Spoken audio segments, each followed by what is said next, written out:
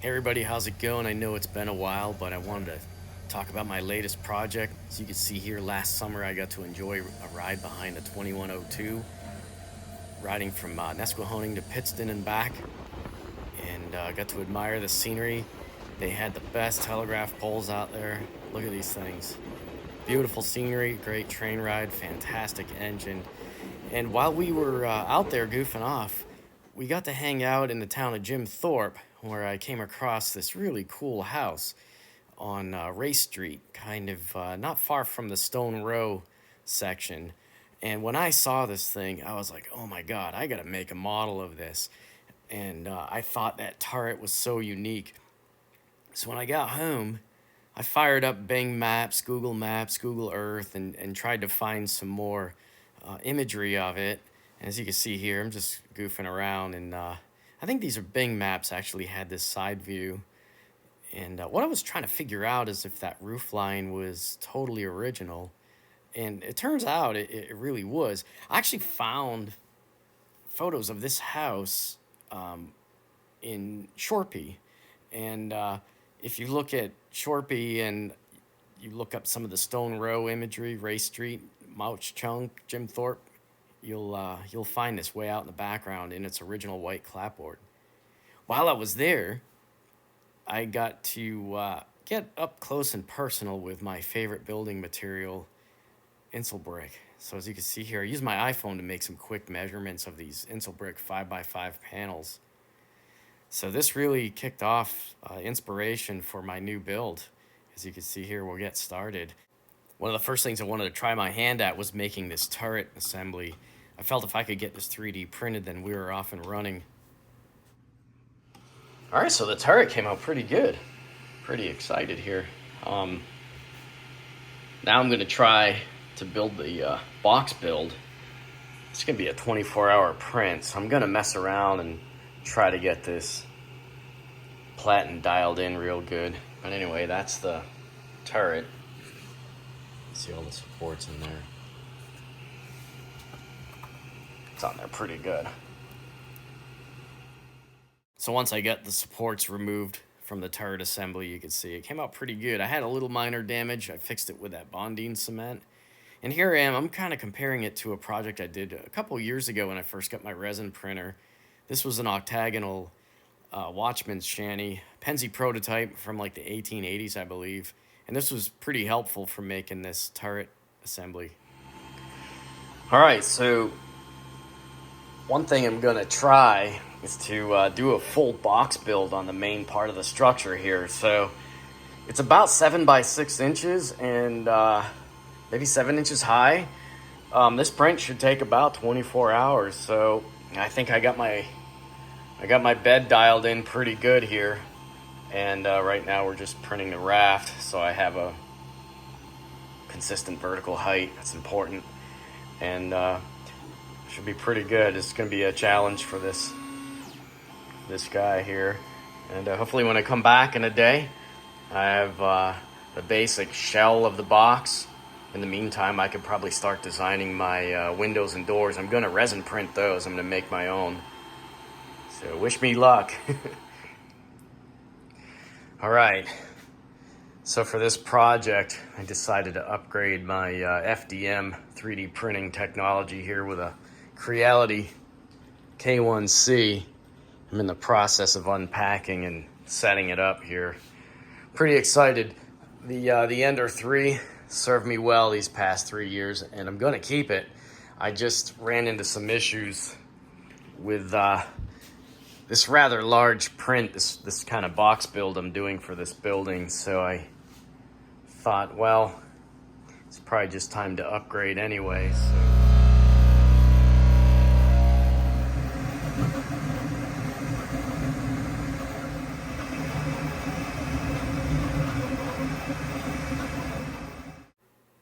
I'm liking this K1C. I'm running this Super PLA now, and the speeds are like 6 times faster compared to that Ender. This is just awesome. Well, looks very successful. Now all I have to do is get it off this build plate, but that is pretty acceptable, I think. Let's get this out of here we got. Oh, it just popped right off. Look at this. Wow, cool. So the idea was that and really nice. Even the supports, everything's well defined. So if I haven't explained yet, this is kind of the box build for the structure. So it's going to be layered over with simulated Insulbrick. So let's take a closer look. Right now, I'm just really happy. It's cool. Supports just pop right out. Really neat. Pretty square. We'll take some measurements here, but it's close enough. So anyway, yeah, this is pretty cool. So this will be the entrance to the first floor apartment, and this little section here is a stairwell going to the second floor. I have it mostly mapped out how I'm going to build the floors up, and this here is the stairwell up to the third floor apartment. I probably should have put a door back there, but I'm going to let it go for now. This blank wall is basically the alleyway against the Atlantic Hotel. So, and then there's our turret. I think this ought to look pretty cool. All right, so here's the base. Let's see how this came out.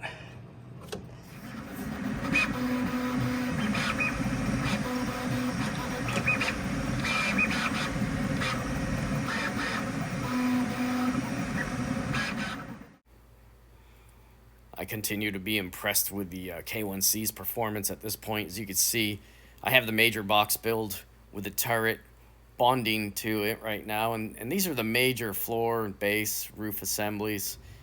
Did them all in sections, so they'll all kind of stack in layers. As you can see here, you can see the second floor, and that's the third floor going in over top. And really happy with the print quality of the K1C. Everything's very square, no major surprises, and like I said, the speed is unbelievable. Here you see how the roof interlocks into the top, and I got a little skylight in the back there. So I got the basic box build done. I've got the turret attached, so you can see I've got a roof made, and test fit all the floor and wall assemblies. So you can see here's my simulated Insulbrick using this Plastruct brick sheet. And what I ended up doing was using one of my AK pencils here to just draw in the panel lines, I guess. So these are like 5x5 panels in real life, and I'm going to go and kind of pencil in some of these bricks, not all of them, just enough to kind of capture that Insulbrick pattern. So I'm going to do that for a little bit, but I'm at the point where I could start getting some paint on these walls, and I'll probably start that here in a little bit. And I'll also show you all the stuff I printed for the interior. Here's my interior furniture collection. So I have some living room stuff. I did some different variations on these sofas, some different sizes. These armchairs, I kind of improved the print a little bit. I put these kind of like sled legs or whatever on them. Got some coffee tables and some end tables, things like that. Got a bookshelf. Some of these are left over from my previous projects, so I'm enjoying the economies of scale of printing all these extra pieces on my other projects. Here's some like twin beds I did, some double beds, and some bedside tables and chest of drawer type things here. So I'm gonna paint these all up. Here's the bathroom stuff, some bathtubs, some toilets, some medicine cabinets, things like that. There's bathroom sinks in here too. These are wall mounted. They came out okay. That'll be good enough for the interior. This is my kitchen collection here. So a couple refrigerators, like some different variations on a print I did on the last project, different sizes. Kitchen sink, a couple different variations on the ranges, kitchen table, and I just designed these chairs too. They're pretty simple, and did a couple sets of these, some bar stool type things, and it's pretty easy to modify these designs in Tinkercad. You know, I did a dining room table, and I ended up using that as a basis for the end tables and coffee tables and stuff. Also, here's my door and exterior window collection too. Right, so I think what I'm going to do to organize myself on this project is to kind of light and detail and paint each floor one at a time. So starting from the first floor, as you can see here, I've got some of my paper flooring material on here. These are from my old Clever Models CDs, and I really like using their floor patterns and stuff. So as you can see, I've got the first floor lighting. It's not very fancy. In fact, I put in 3 little fixtures here, but I'm only going to use 2. And in the process of just doing the LEDs now. For the outdoor lighting fixtures, I decided to take it a little easy on myself, and I found these pre-wired 0402 SMD LEDs. They're already hooked up to some 40 gauge magnet wire made by Evermodel. I just got these off Amazon. Come with 1K ballast resistors and everything.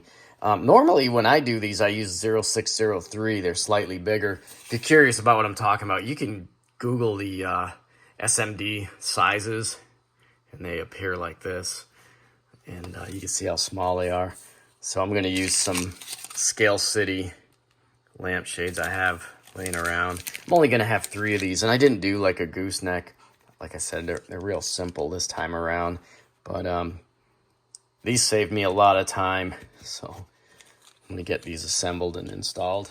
All right, as you can see, quite chaotic. I think I have the second and third floors kind of laid out the way I want with the furniture. I'm on a campaign to just use up whatever I printed so far. And you can see I've got a few things at my disposal here if I need them. But I made a little pantry for the second floor kitchen, and just trying to use up the things I printed because I really want to get this project wrapped up. This is the lighting scheme on the second floor. I snuck a little light in this corner just to give some like ambient lighting from the back here, and that's kind of where we're at. Not my prettiest wiring job, but man, wiring this stuff together is such a pain. So I usually make this little bouquet of resistors. I like to have a dropping resistor for each LED, just in case one decides to quit on me. I haven't had that happen yet. Sometimes they're dead right out of the box, but I haven't had one die after wiring it up. And some of the ones I have in my car shop, right at the front of the layout, they've been in place now 4 years maybe. I can't remember, but no problems. They're just kind of sketchy quality, some of these little SMD LEDs. I don't know. Anyway, we're on our way. I'm going to install this second floor, show you what it looks like in place. I got a few more things to put in here, but we're in good shape, I think. All right, so here's how this stacks in here. I've got my leads routed already through this void here on the first floor, and the idea is we just slide this down in here, and then pull out the slack. I hope it's probably all tangled up now. Not my best wiring job. I gotta come up with a better way to do this on my next build. I don't even know where that, oh yeah, that lead is pinched. So I won't fasten this floor. It's gonna stay like that. As you can see, what I imagine would be the stairway coming up this end of the building gave me a chance to just kind of void all this floor plan so I could use it for the wiring. It might not be like 100% accurate floor plan. I have no idea how this house was laid out.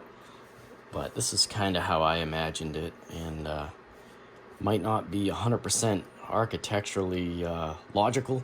I don't know. But that's what we're looking like so far. I should have mentioned too, part of the second floor lighting scheme relies on my third floor. I actually have some light fixtures under here, so that's what's going on. See my resistor bouquet, so slightly better looking job on this, I think. And then I've got a few more furniture pieces to install here. Also, I don't know if you noticed, I had to make these little floor taker uppers or whatever for my turret. These kind of match up with the floor, and I did my best to match up the floorboards. Rather rustic looking flooring in there, but I think it's kind of cool. And I haven't seen these kind of rugs in years. What the heck were these called? These were like, I don't know. The only place I see them now is in LL Bean catalogs. But growing up, we always had one of these. In fact, I used them for making my train layouts. It was always kind of nice. So, all right, I'm going to install the last of the furniture in here and install the third floor and test the lighting. I'll give you a quick tour of that. So here's what we got so far. I think the second floor is fully lighted. Same with the first floor. Third floor is partially lighted right now because I have to rely on the roof here to light these rooms in the back, the bathroom, the dining area, and the main living room. That's what we got so far. It's the second floor bathroom. Nothing too fancy. Second floor kitchen, looking into the living area. First floor.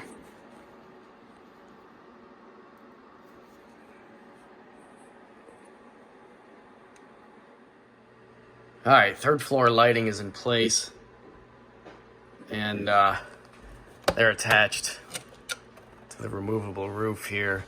So I have that little mini JST connector.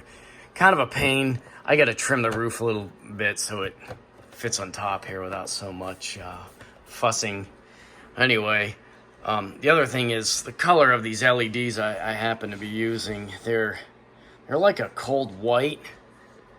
Wouldn't describe that as a bright white. It's whatever. So I dabbed a little yellow acrylic right on them and warmed them up a little bit so you can see the difference. I'll probably do that on the second floor here too. So it's going together. All right, I was able to reach in there with a brush and just get some yellow acrylic dabbed on those little fixtures up there. If you saw those fixtures, I 3D printed these. Nothing too fancy. All right, so I have the KONC rocking some roof trim now. And I got the main front side roof overhang trim along the turret figured out. It took a couple passes, but I had to get this little offset step in the back here to sit properly on here, not crash into the top of my window frames. Speaking of the windows too, I had to print all 20 something all over again. I didn't realize how many windows were on here, and I'll show you what happened. I was having this trouble.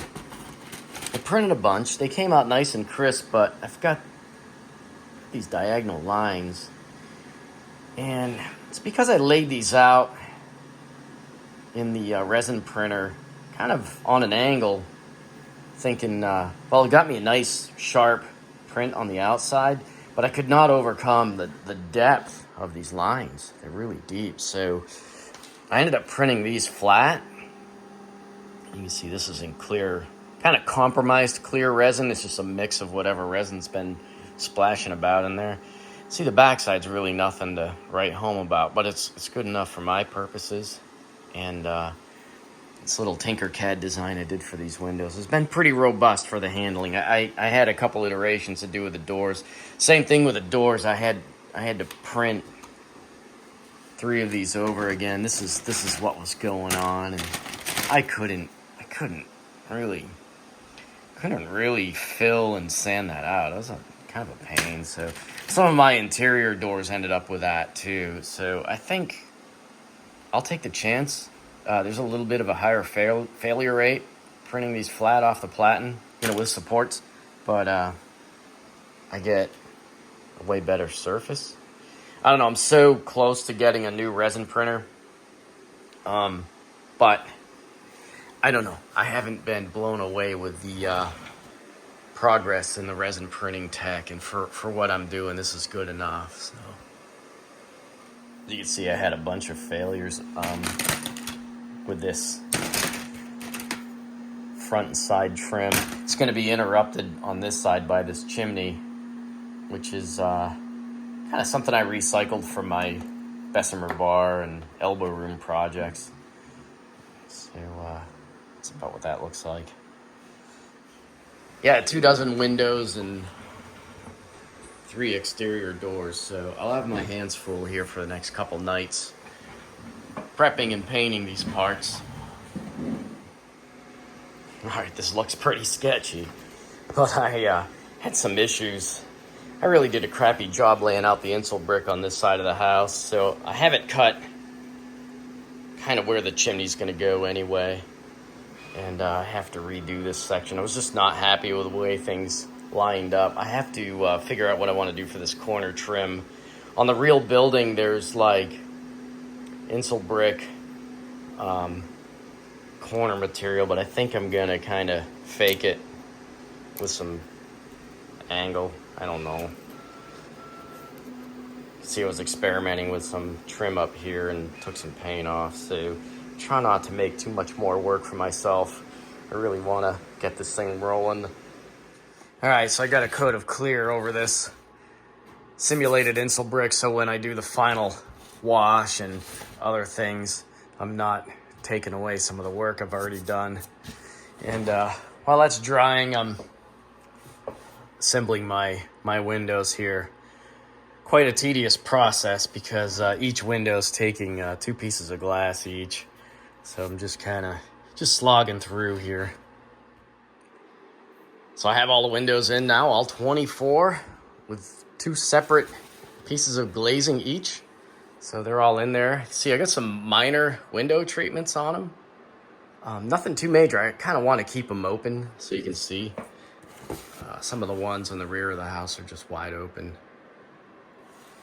And what I want to do next is just put a black wash over the whole thing and see how it comes out. What I like about doing a dark wash like that, I'll do it with acrylics, is it will help kind of settle in to the cracks and stuff, the seams, and it'll help pop everything and also dull. The clear I sprayed over this has a bit of a sheen to it, so I want to get rid of that. So let's commence with the initial black wash here and see what else this needs. Almost on our way out of here.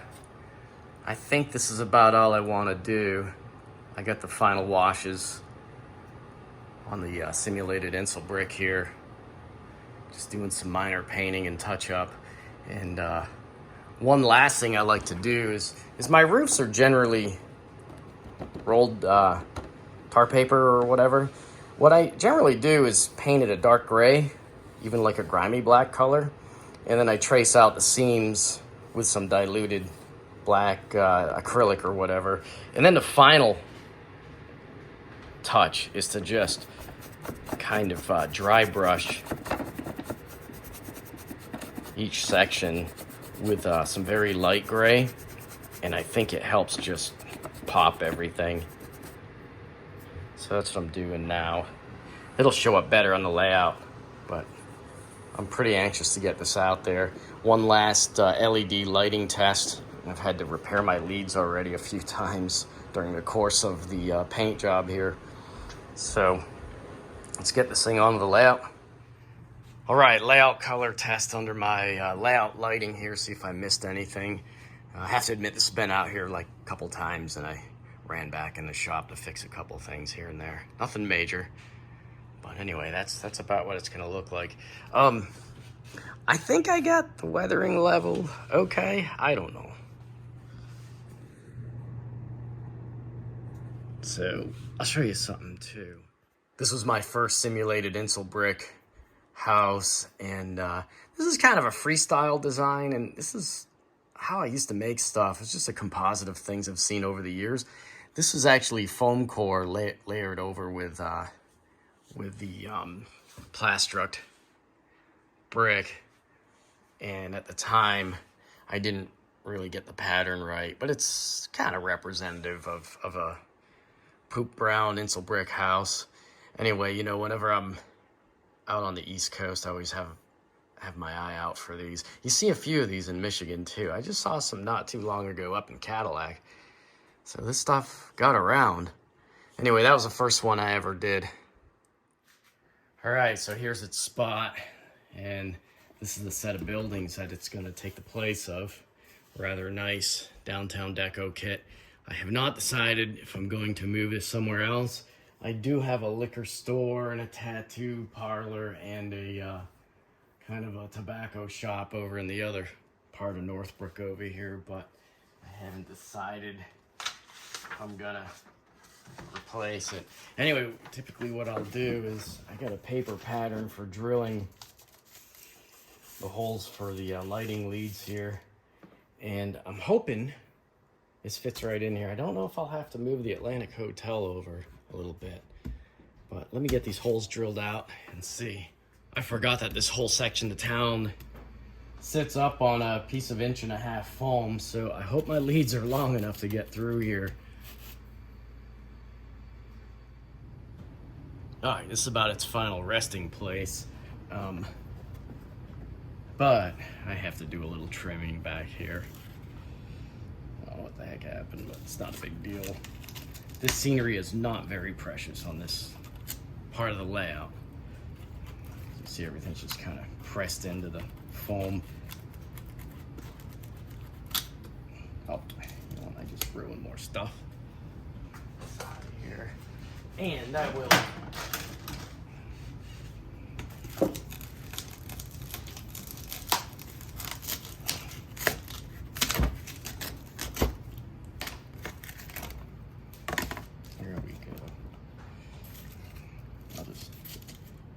trim these sections up. I really wanted to model that crazy garage that it was attached to, but there's just not enough room. Anyway, how do I have this? I can't even remember. I gotta trim this up anyway, so it don't matter. You know what? Right now, while it's sitting here, let's go take a look at it from the street side. I think I'm happy with the spacing here. I could move the hotel over a little bit, but I think I'm not gonna bother. All right, so there it is. I really wanted to get rid of that like tattoo sign that was on the side of that building. Those are really nice kits, very recognizable though, so I wanted my own flavor in there. So that's about where it's gonna live.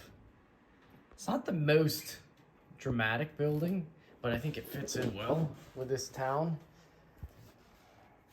Rather plain front here. That's why I did those kind of broken panels to give it some flair. I'll put some trash cans between those doors and some other street clutter. See if I get a street view on that. All right, so here's a closer view.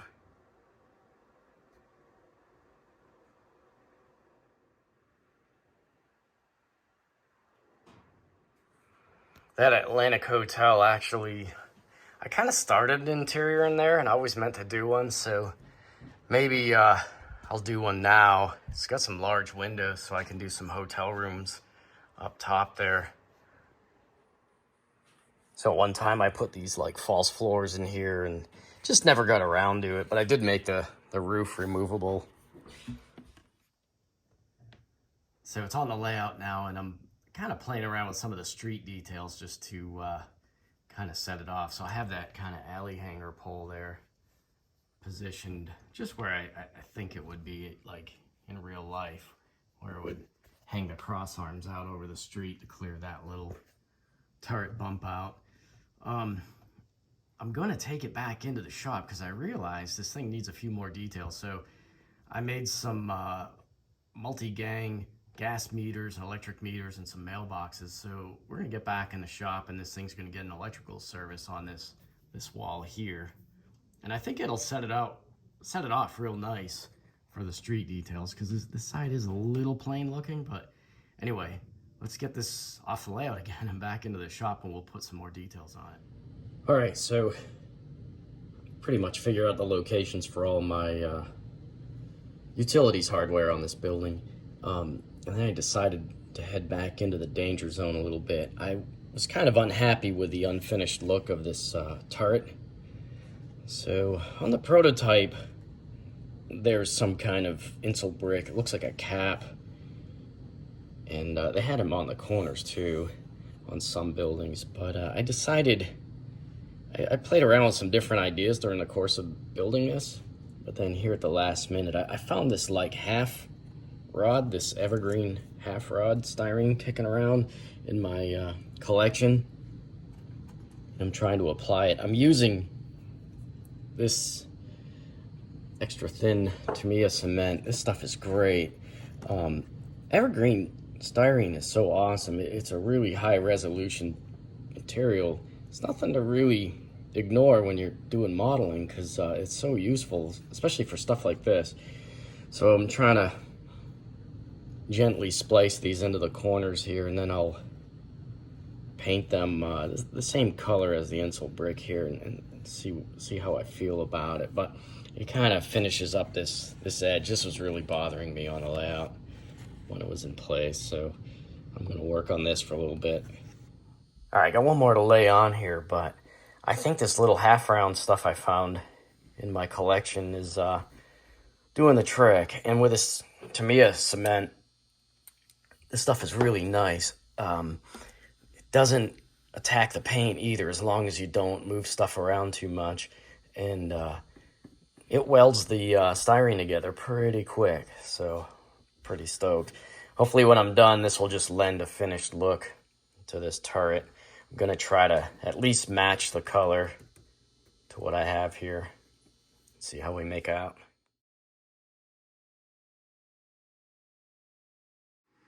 All right, I think it's ready to head back out to the layout. I've got my utilities hooked up. Got some electric here. Got some phone lines coming in. Got some mail in the mailbox there.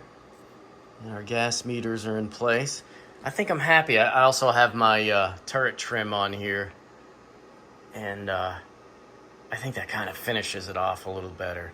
A little bit of touch-up I gotta do on it, but this is ready to head back out. All right, it's back on the layout now. And yeah, I'm liking my new details a little better.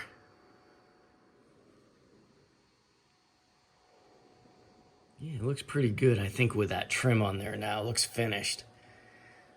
So next is to wire up my LEDs and clean up the scenery around here. See what it looks like. I have to rethink my utility pole right there. It's like blocking those windows, and I really don't want to. So I don't know, now that I have details on that wall, it's not so stark now. Maybe I could get away with not having anything there. You get to enjoy that decaying Insulbrick wall a little more. Anyway, I'm just happy all the LEDs seem to be working too, so there's no last minute panic. Let me see.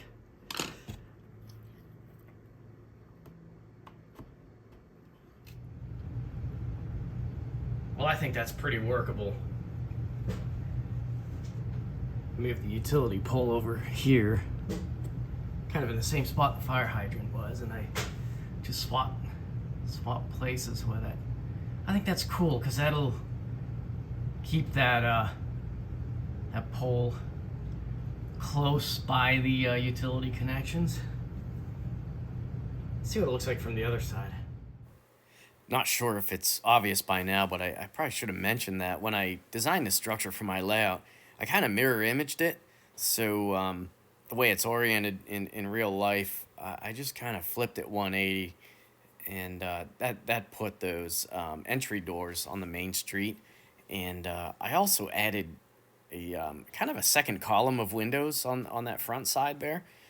And that was just to add more viewports, I guess, into the interior.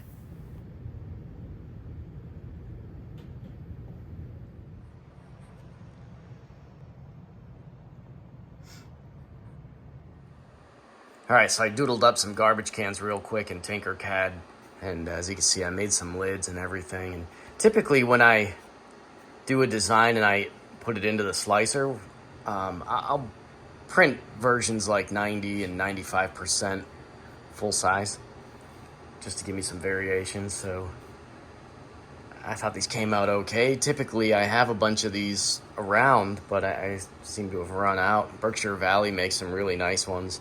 And the ones that have garbage in it, they're just from my scrap box. This is where I save all my cuttings, and you can see I got failed prints and stuff in there too. And clean out my airbrush in here. So we'll go use these around the neighborhood and try to get this project done.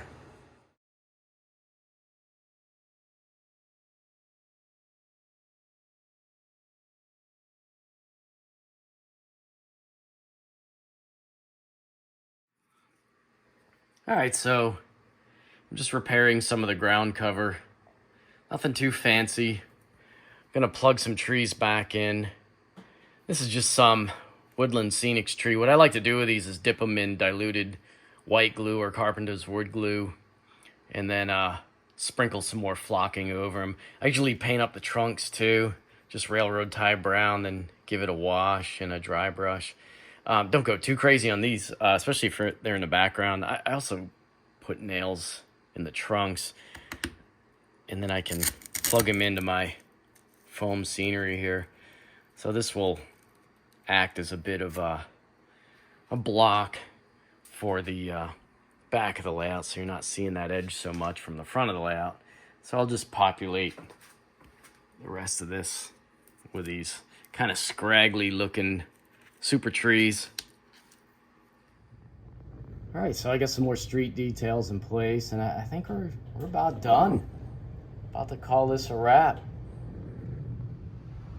When I saw this building, you know, goofing off in Jim Thorpe that day, I was like, oh my God, I need to model that. I think I could do it with my 3D printer. You know, I thought I could definitely use the 3D printer to at least make that turret, which, you know, would be a little tedious to make by hand. Totally doable, but and then when I got into the box build, you know, I thought, well, it's probably time to upgrade my printer. Got that K1C. Like I said, it rocked that thing out in about 4 hours and change. So I think it looks pretty cool there. I decided to keep that original roof line too, like the prototype, because I think you'd expect that thing to be wearing a hat, you know, having some kind of octagonal witch's hat rooftop on it. But I kind of like the fact that it's flat. So it kind of makes it really unique.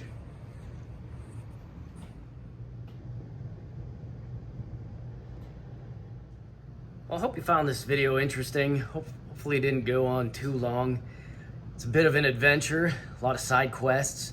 I just really wanted to show all the things I kind of go through when I see something in the real world that I think is worth modeling on my layout. And I'm really happy I ran into this building. Like I said, when I first saw it, I was like just completely smitten with it. I have no idea about the history of it, but I hope I did it some justice. And I think it fits in pretty nice on the layout. And anyway, this time of year, I'd like to wish you all a Merry Christmas, and if I don't do another video, Happy New Year to you and yours, and we'll see you next year.